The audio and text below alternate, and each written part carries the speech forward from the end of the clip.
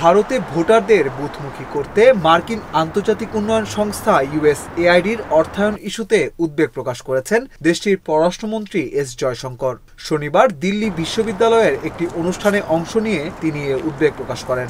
ভারতীয় সংবাদ মাধ্যম টাইমস অফ ইন্ডিয়ার প্রতিবেদনে এ তথ্য জানানো হয়। ভারতের নির্বাচনের প্রভাব বিস্তারের লক্ষ্যে যুক্তরাষ্ট্রের আন্তর্জাতিক উন্নয়ন সংস্থা ইউএসএআইডির $21 মিলিয়ন অর্থায়ন নিয়ে দেশটিতে ব্যাপক আলোচনা সমালোচনা চলছে। এর মাঝেই শনিবার দিল্লি বিশ্ববিদ্যালয়ের সাহিত্য উৎসবে মার্কিন অর্থায়ন নিয়ে উদ্বেগ প্রকাশ করেছেন জয়শঙ্কর। এই বিষয়ে ভারতের পররাষ্ট্রমন্ত্রী বলেন, আমি মনে করি যুক্তরাষ্ট্রের প্রেসিডেন্ট ডোনাল্ড ট্রাম্প প্রশাসনের লোকজন সেখানে কিছু তথ্য প্রকাশ করেছেন এবং তা স্পষ্টতই উদ্বেগজনক।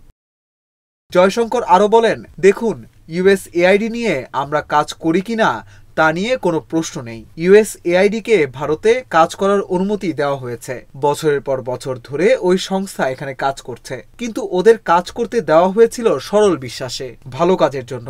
এখন কথা উঠছে আমেরিকার অনুদান খারাপ কাজে ব্যবহার করা হয়েছে, ফলে বিষয়টি খতিয়ে দেখা দরকার। যদি এই অভিযোগ সত্যি হয়, দেশের মানুষের এটা জানার অধিকার আছে যে কারা সেই খারাপ কাজের সঙ্গে যুক্ত।